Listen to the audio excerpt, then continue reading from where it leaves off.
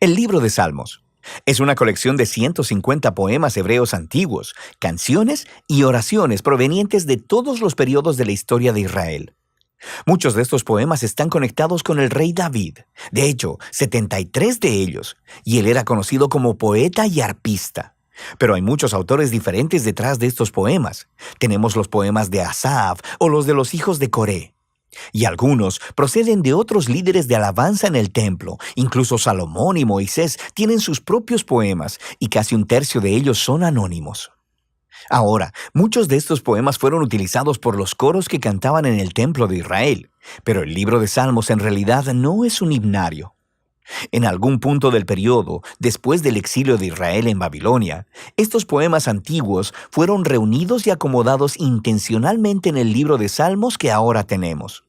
Y este tiene un diseño y un mensaje bastante único, el cual no notarás a menos que lo leas de principio a fin.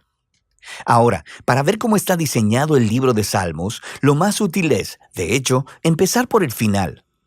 El libro concluye con 5 poemas de adoración al Dios de Israel, y cada uno comienza y termina con la palabra aleluya, que es una orden en hebreo para decirle a un grupo de personas que adoren a Yah, la versión corta del nombre divino Yahweh.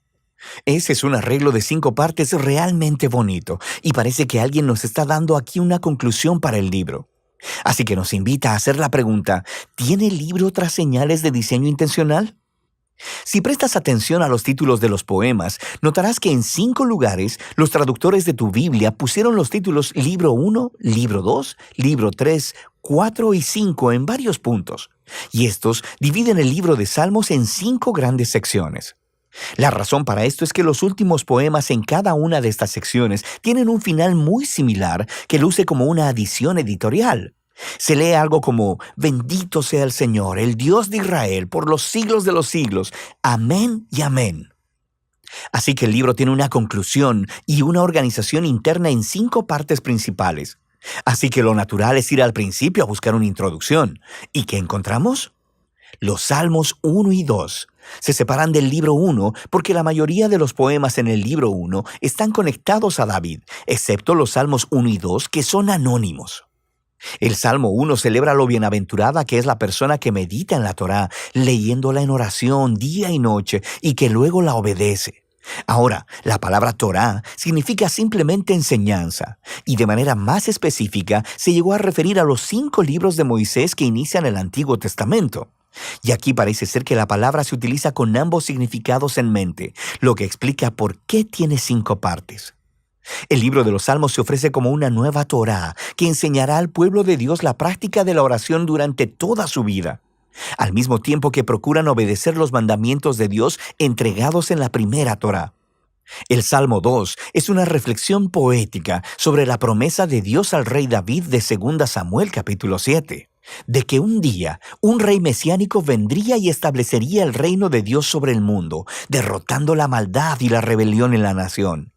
El Salmo 2 concluye diciendo que todos aquellos que se refugian en el rey mesiánico serán bienaventurados, precisamente la palabra que se utiliza para iniciar el Salmo 1.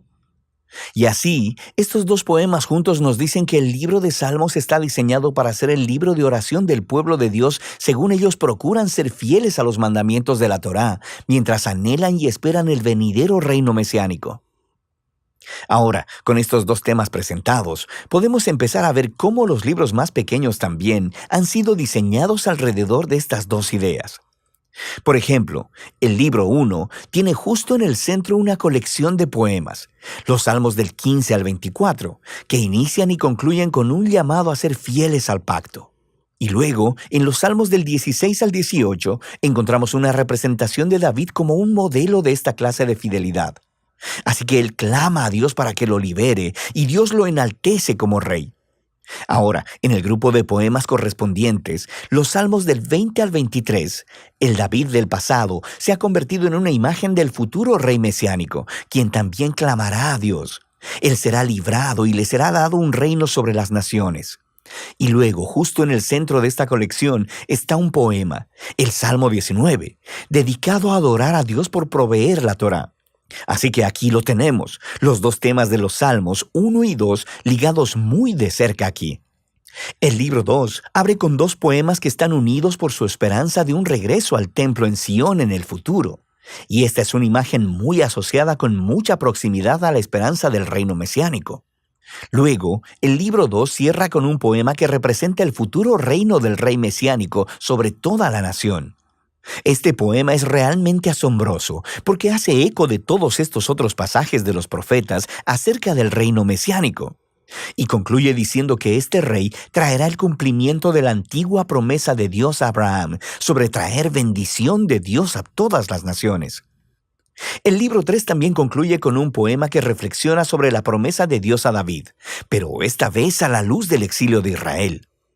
Así que el poeta recuerda cómo Dios dijo que nunca abandonaría al linaje de David, pero ahora está observando la rebelión de Israel, su resultado, la destrucción, el exilio y la decadencia del linaje de David. Así que el poeta termina pidiéndole a Dios que nunca olvide su promesa a David. El libro 4 está diseñado a responder a esta crisis del exilio. Así que el poema inicial nos regresa a las raíces de Israel con la oración de Moisés, y el autor hace lo que Moisés hizo en el monte Sinaí después del incidente del becerro de oro: clamar al Señor por su misericordia.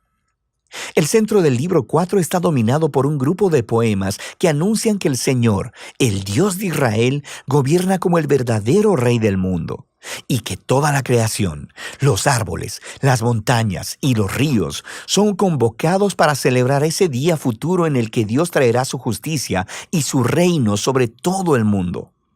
Son convocados para celebrar ese día futuro en el que Dios traerá su justicia y su reino sobre todo el mundo. El libro 5 abre con una serie de poemas que afirman que Dios escucha el clamor de su pueblo y que un día enviará a su futuro rey para derrotar la maldad y traer el reino de Dios. Este libro también contiene dos colecciones más grandes, una llamada Hallel y otra llamada Cánticos Graduales. Cada una de estas colecciones concluye con un poema sobre el futuro reino mesiánico. Y estas dos colecciones, al unísono, sostienen la esperanza de una acción futura, similar al Éxodo, en el que Dios redimirá a su pueblo. Y luego, justo en medio de ellos, está el Salmo 119, el poema más largo del libro. Es un poema alfabético. Cada línea comienza con una nueva letra del alfabeto hebreo y explora el maravilloso regalo de la Torá como la palabra de Dios para su pueblo. Así que aquí lo tenemos.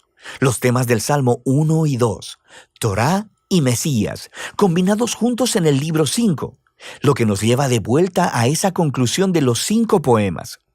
En el poema central, el Salmo 148, toda la creación es convocada para adorar al Dios de Israel, porque, citando textualmente, Él ha exaltado un cuerno para su pueblo. El cuerno es una metáfora de un cuerno de toro levantado en señal de victoria. Y esta imagen hace eco de la misma imagen usada en el cántico de Ana en Samuel capítulo 1, pero también al Salmo 132. El cuerno es un símbolo del futuro rey mesiánico y de su victoria sobre el mal, y es una conclusión apropiada para este asombroso libro. Ahora, aquí hay otra cosa que probablemente pasarás de largo si no lees el libro en orden.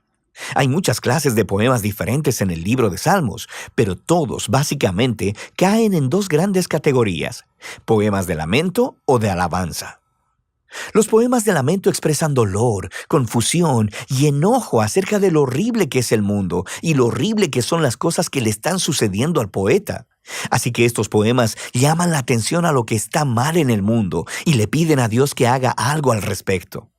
Hay muchos de estos en el libro, lo que nos dice algo importante, que el lamento es una respuesta apropiada a la maldad que vemos en nuestro mundo. Pero lo que notarás es que los poemas de lamento predominan en la primera parte del libro, en los libros del 1 al 3, pero pon atención, porque en ocasiones también encontrarás salmos de alabanza. Los poemas de alabanza son poemas de gozo y celebración y llaman la atención a lo que es bueno en el mundo y recuentan las historias de lo que Dios ha hecho en nuestras vidas y agradeciéndole por ello. En los libros 4 y 5 notarás que los poemas de alabanza son más que los poemas de lamento, y todo culmina en esa conclusión de aleluyas en 5 partes.